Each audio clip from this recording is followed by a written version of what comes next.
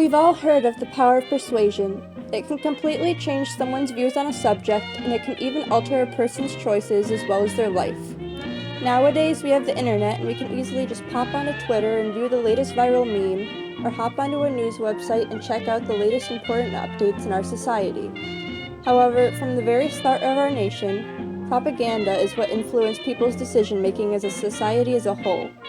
This is especially relevant during times of war because the government needed some way to reach out to the people in order to get a unified public perspective. Professor Richard Allen Nelson defines propaganda to be a systematic form of purposeful persuasion that attempts to influence the emotions, attitudes, opinions, and actions of specific target audiences for ideological, political, or commercial purposes via mass and direct media channels. Taking a more in-depth look at the evolution of propaganda reveals that there is a lot more to it than just political cartoons. Propaganda can take many different forms, such as songs, movies, newspapers, posters, flyers, radio talks, and billboards. All of these forms have to be persuasive in some way in order to achieve their purpose. Americans have faced countless amounts of propaganda throughout our history. Ever since the Revolutionary War, it has touched the masses. But the real question is, what purpose did it serve, and what about it has changed over the past 100 years? So let's start from the beginning, the American Revolution. In order to rally the colonists against the British, there had to be a motivational factor. One huge event that stirred this motivation was the Boston Massacre. This was where British soldiers fired into a crowd of out-of-control colonists, resulting in 5 civilian deaths. In efforts to sway the thinking of the colonists, people like Paul Revere and Sam Adams seized the Boston Massacre as a perfect opportunity to spread some of the most influential propaganda in American history.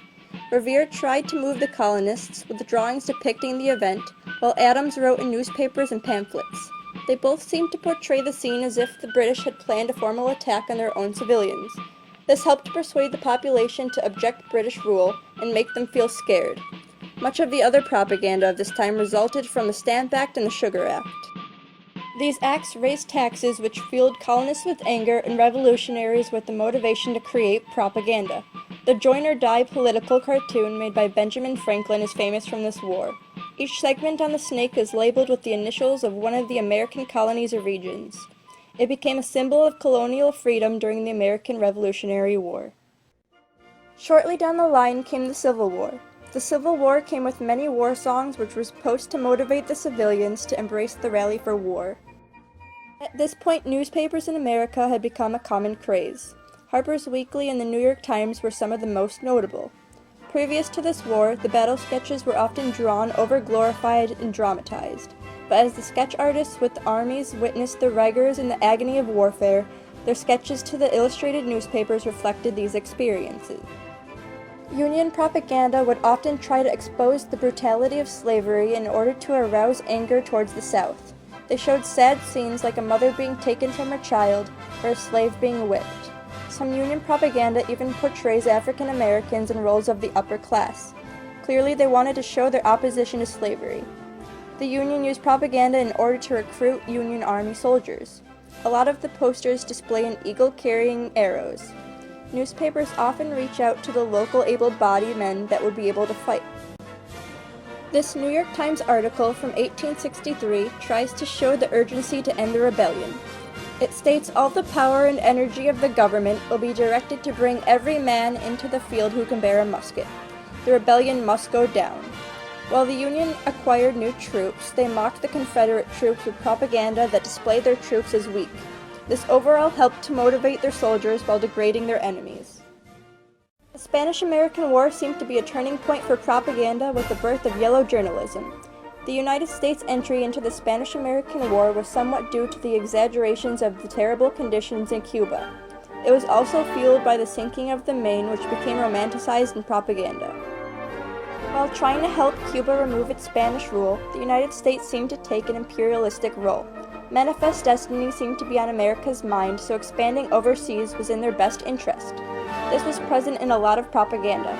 The introduction of Uncle Sam sparked a new sense of nationalism, which went hand in hand with America's imperialistic ideas. They often depicted him in a powerful stance or position, which would represent how strong the United States were as a nation. By the time World War I came about, the US was truly a powerful nation. As powerful as they were, they still had to ration for the war efforts. This meant making propaganda that would convince the public to save their food so that the soldiers would have the strength to win the war. There were many posters that attempted to persuade men to volunteer for the war. This also emphasized the need for specific roles like nurses or Navy men. Many of these included images of Uncle Sam because he remained an iconic symbol for Americans. This article from the Manchester Guardian, published on October 9, 1915, shows the local efforts to promote soldier recruitment. All in all, it says that the plan to coordinate the voluntary effort throughout the country has been finalized and is ready to be put into action. It's almost like a notice to the public that volunteers would be needed shortly. In order to support the war efforts, people could buy Liberty Bonds. Many propaganda posters tried to reach out to the home front in order to increase the sales of these Liberty Bonds. They try to sound as if it is an honor to buy them and that they will help decide the fate of the war. Many things changed when World War II came around. The Nazis and the Japanese were portrayed as villains in propaganda and media during this period. They used this idea to persuade people on the home front to do things such as buy war bonds or even join a car-sharing club to conserve fuel. It also encouraged the home front to work their hardest to keep production rates up. This allowed the U.S. to have a constant flow of resources to aid the troops. By the effective use of censorship, a reasonable amount of social control was exercised during this time period.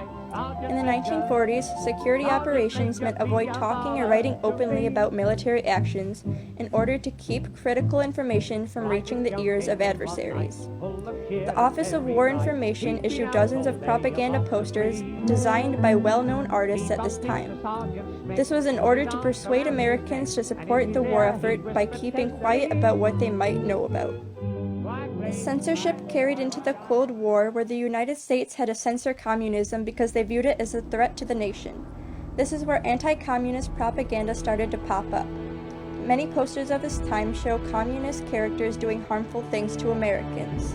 This helped to create a purely negative American opinion towards communism. Because of all this, movies like The Red Menace and I Married a Communist were made by Hollywood to fuel anti-communist movements. These movies obviously displayed communism in a negative light to gain popular opinion. This simultaneously led to negativity towards Soviet Russia and Stalin. These images tried to shape the Americans' mind to not only resent communism but also to feel that the United States was superior. According to the American Journal of International Law, the U.S. also started radio programs carried by the Voice of America. These tried to address and defend against the statements and propaganda that the Soviet Union was putting out against the United States. In many ways, it was successful because it put some false accusations to rest, which made Americans more at ease. Nowadays, we encounter American propaganda in everyday life. Maybe we notice it and maybe we don't, but when America demands that its people take action or stand on a unified opinion, then the government makes sure that the media reflects that. Obviously, there is much more propaganda that deals with more aspects than war, such as women's rights or marriage equality, but even so, war propaganda can pertain to many different aspects of life. This propaganda played a vital role in the United States' various successes. Without it, perhaps Americans' morale during times of war would have been much less, leaving the country weakened. It overall pushed Americans to try their hardest for the sake of their country, and so far it has done a pretty good job of doing so.